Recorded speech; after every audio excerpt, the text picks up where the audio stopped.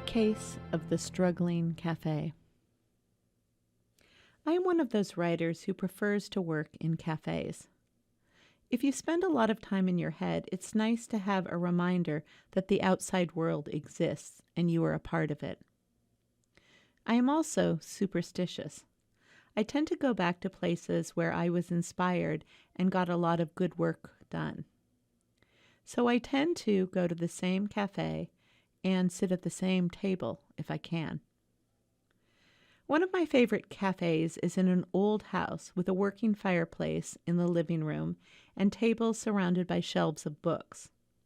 It reminds me of how Portland used to be before gentrification replaced coffee houses with Starbucks and the spare, cold, white design aesthetic of the ultra-hip.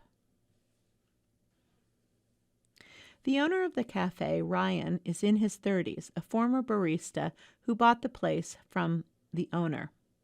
He is a poet who smokes on the back deck to deal with the stress of running a business single-handedly. Profit margins in the restaurant business are not great in general, and in this coffee shop he struggles to pay the bills and keep it running and to keep ahead of the cost of repairs, like for a broken espresso maker. Most of the clients, like me, are writers who stay for hours because he has created a place that is warm and inviting. But he is burnt out and at his wit's end. He needs a day off, but he doesn't have the profit margin that would allow him to actually take a real day off. It occurs to me that I could do an energy healing on his business. It's a bit selfish on my part. I really like this cafe, and I hate seeing how stressed he is day in and out. So I offered to do an energy healing on the cafe. He agrees, though this is definitely in the realm of woo. I ask him if there is a clear way of measuring the effect of the healing on his business. He tells me at the beginning of the month he does the books and will check back in a month to see if anything has changed. And so I do the healing. And here's what I find. When I tune in intuitively, I sense there's a lot of old energies in the cafe and the lot surrounding the house. It's an energy of struggle, difficulty, just getting by, surviving. And that also is the energy that characterizes Ryan's business. To help clear this energy, I asked for help from Amber Dragon, who specializes in clearing up energies of the past and lower vibrational energies. I'd like to think of dragons as a kind of fierce angel.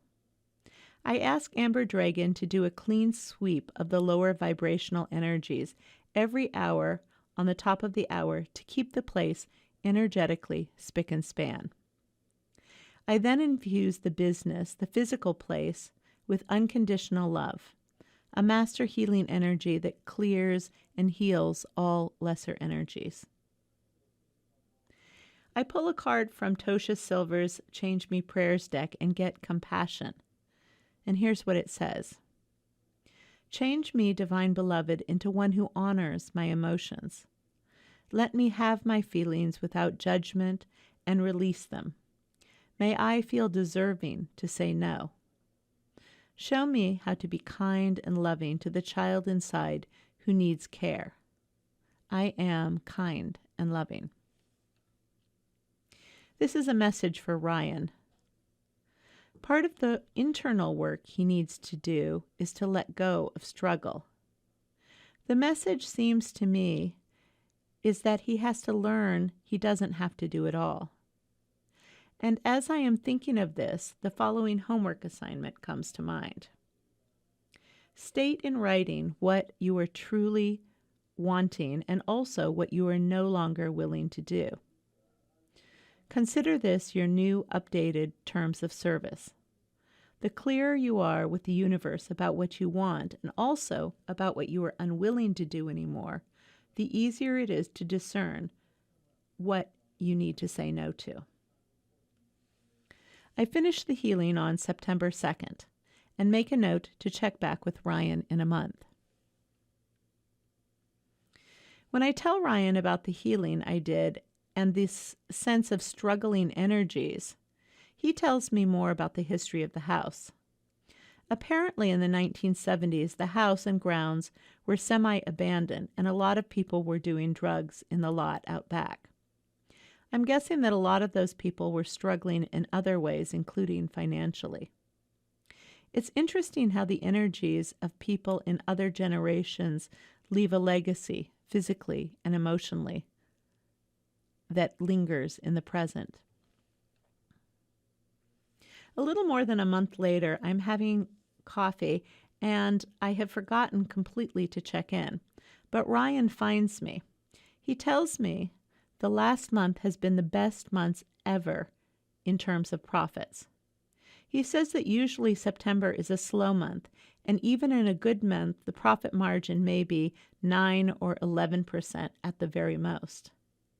This last month, his profit margin was 29%, which is unheard of in the restaurant business. 2 months later, Ryan took his first vacation in years and went to Greece with his girlfriend. And from what I see, the cafe is thriving. I'd like to think I had something to do with it.